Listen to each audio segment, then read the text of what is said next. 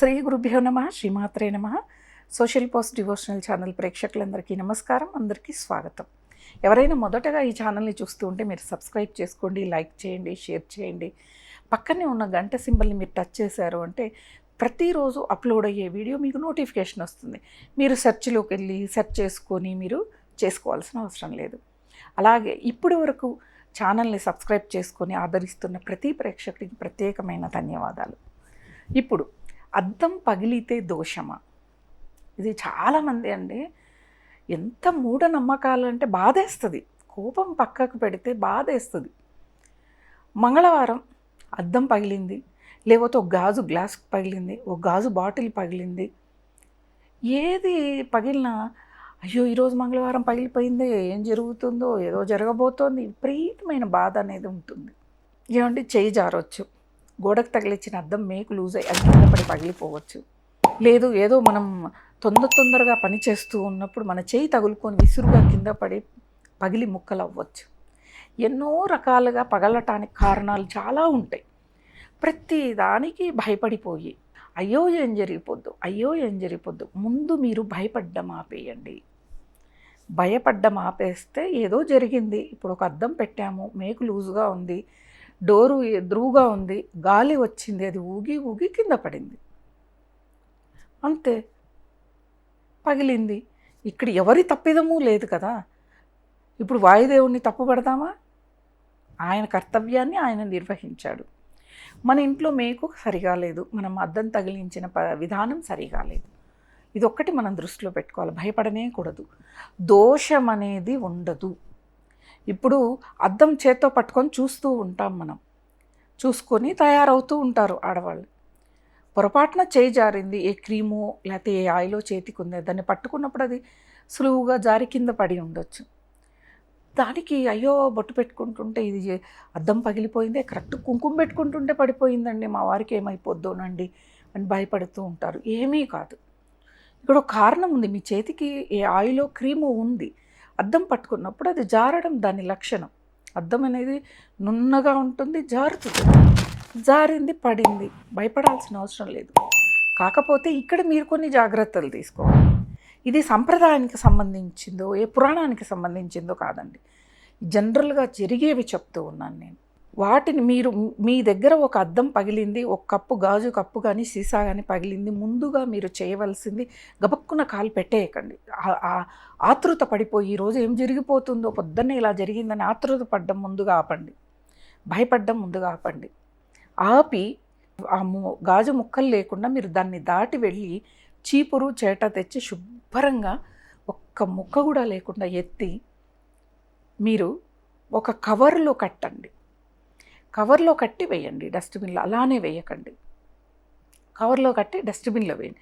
అలాగే తర్వాత తడి బట్టతో తుడవండి. ఎందుకంటే ఎక్కడ చిన్న ఉన్న తడికి వచ్చేస్తాయి, చీపురుకు రావు, తడి దానికి వచ్చేస్తాయి. ఎందుకంటే మీ పిల్లలే కాలు పెట్టచ్చు, మీరే కాలు పెట్టచ్చు, ఇంట్లో పని వాళ్ళైనా పెట్టచ్చు, మీ వారైనా పెట్టచ్చు, ఎవరైనా ఇంటికి వచ్చిన స్నేహితులు బంధువులు వాళ్ళకైనా కుచ్చుకోవచ్చు. కుచ్చుకొని రక్తం కారుతూనే భయపడిపోతారు. మళ్ళీ అప్పుడు అయ్యయ్యో గాజు ముక్క కుచ్చుకుంది, రక్తం వచ్చింది, మా ఇంటికి ఏదో శని పట్టుకుంది, దరిద్రం పట్టుకుంది, నానా మాటలన్నీ మాట్లాడుతూ ఉంటారు. చాలా ఆశ్చర్యంగా ఉంటుంది. మాటలకి అక్కడ జరిగిన పరిస్థితికి సంబంధం ఉండదు. అలా అస్సలు అనుకోకండి. ఏదో ఎక్కడో చోట మిస్ అవుతుంది గాజు ముక్క అనేది. అది కాలుకు కుచ్చుకుంది, ఓ చిన్న గాయమైంది, చిన్నగా దాన్ని తీసి కొంచెం మన దగ్గర ఆర్గానిక్ పసుపు ఏదైనా ఉంటే దాని మీద పెడితే గాయం కాకుండా, సెప్టిక్ అవ్వకుండా అది మనల్ని కాపాడుతుంది. అవునా కదా?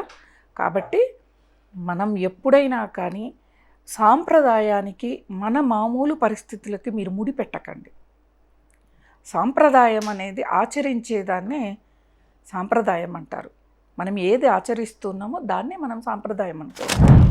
అంతేకాని ప్రతి దానికి నువ్వు భయపడిపోయి సాంప్రదాయం ఇది చెప్పింది, ఆచారం ఇది చెప్పింది, పురాణం ఇది చెప్పింది, ఈరోజు ఇది పగిలితే దోషం అంట, బంధువులకి ప్రాణగండం అంట, భర్తకి ప్రాణగండం అంట, తెగ ఊహించేసుకొని యూట్యూబ్లో తెగ సెర్చ్లు చేసి మాకు కూడా ఫోన్లు చేస్తారు. మా స్నేహితులు వాళ్ళైతే ఫోన్లు చేస్తారు, ఏం చేయాలి, అది ఇది జరిగింది, అది జరిగింది అని. ఏమవుతుంది? ఏమీ అవ్వదు. మన ధైర్యమే మనల్ని కాపాడుతుంది. భయపడుతూ ఉంటే జరిగిన ప్రతిదీ దానివల్లే అన్న ఒక భయం ఉంటుంది. ఎవరింట్లోనో ఎప్పుడో కొన్ని సందర్భాల్లో అద్దం పగిలిన రోజు ఆ రోజు ఆయనకి యాక్సిడెంట్ అవ్వటమో లేకపోతే హార్ట్ అటాక్ వచ్చి చనిపోవడమో జరిగితే ఈరోజు వాళ్ళ ఇంట్లో అద్దం పగిలింది అందుకే ఇలా జరిగింది అంటే అందరి తలరాతలు ఒకలాగా ఉండవు, అందరి పరిస్థితులు ఒకలాగా ఉండవు. వాళ్ళకి జరిగింది మనకు జరగాలని లేదు. ఇప్పుడు మనం ఇంట్లో నలుగురు తోబుట్టువులు ఉంటారు, అన్న తమ్ములు కానీ అక్క చెల్లెలు కానీ నలుగురు తోబుట్టువులు. అందరి జీవితాలు ఒకలాగా ఉండవు. ఒకళ్ళు బాగా హై స్థాయిలో ఉంటారు, కొంతమంది మీడియంలో ఉంటారు, కొంతమంది మళ్ళీ లో స్థాయిలో ఉంటారు, కొంతమంది ఏదో ఒకరిని చేయి చాచి అడగకుండా బతికేస్తూ ఉంటారు. ఇలా ఉన్నప్పుడు పక్కన వాళ్ళతో మనం ఊహించుకొని వాళ్ళకి జరిగింది కదా ఈరోజు మనకు జరుగుతుందేమో అన్న ఒక అపోహతో భయంతో మీరు బతకవద్దు. దీనివల్ల మానసిక రోగులు అవుతారు. మీరు పడే కష్టాన్ని మీరు ఆలోచించే ఆలోచన విధానాన్ని పక్కన వర్ణాల వాళ్ళు అసహ్యంగా ఏందబ్బా వీళ్ళ దాంట్లో ఇన్ని సాంప్రదాయాలు, అద్దం పగిలితే దోషం, అద్దం ఇదైతే అట్లా అదైతే అట్లా అని వాళ్ళు వెక్కిరించే స్థాయికి దిగజారిపోయాం మనం. కాబట్టి ప్రేక్షకులందరికీ చెప్పేది భయపడకండి. అద్దం పగిలితేనే దోషం ఎలా వస్తుంది, అనేక రకాలుగా ఉంటుంది కదా. ఒక్కోసారి అద్దం పగలదు మరి అప్పుడు సంతోషకరమైంది కాబట్టి ఎవరికి షేర్ చేసుకోరు, అవునా?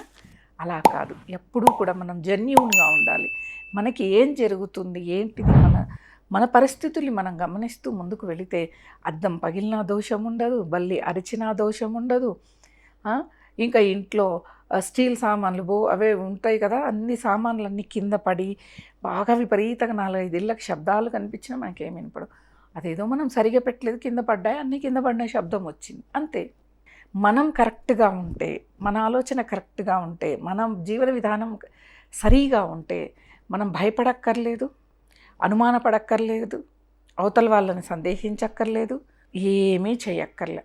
ఆ పనులన్నీ వాటంతటికి అవే జరుగుతూ వెళ్ళిపోతాయి.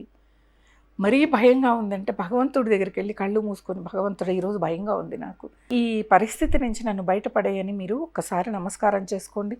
తప్పకుండా భగవంతుడు పక్కకేస్తాడు. నిజంగా చెప్తున్నాను. చాలామంది దీన్ని ఎక్స్పీరియన్స్ చేశారు. వెళ్ళి కళ్ళు మూసుకొని కాసేపు కూర్చోండి, ధ్యానం చేయండి భగవంతుడి గురించి. ఎంత ఆనందంగా, మనసుకు ఎంత ఆహ్లాదకరంగా ఉంటుంది. ఈ సందేహాలన్నీ నివృత్తి అయిపోతాయి. భయం అనేది ఉండదు, భయం తొలగిపోతుంది, ధైర్యంగా ఉంటాం. అది కదా భక్తి అంటే. భయం లేకుండా ఉండటమే భక్తి, సరైన జీవన విధానమే భక్తి. 10 మంది మన మాట కోసం ఎదురు చూస్తున్నారు అంటే భగవంతుడి యొక్క అనుగ్రహం ఉన్నట్టు, భగవంతుడి పట్ల భక్తి ఉన్నట్లు కదా. చాలా ఉన్నాయి ఇలా చెప్పుకుంటూ వెళితే. కాబట్టి మీరు గాజు సామాను కానీ అద్దం కానీ ఏది పగిలినా మీరు భయపడాల్సిన అవసరం లేదు, సందేహపడవలసిన అవసరము లేదు. అందరూ కూడా ధైర్యంగా ఉండండి, భక్తితో ఉండండి. ఆ భగవంతుడి అనుగ్రహం అందరికీ ఎల్లవేళలా ఉండాలని కోరుకుంటూ స్వస్తి.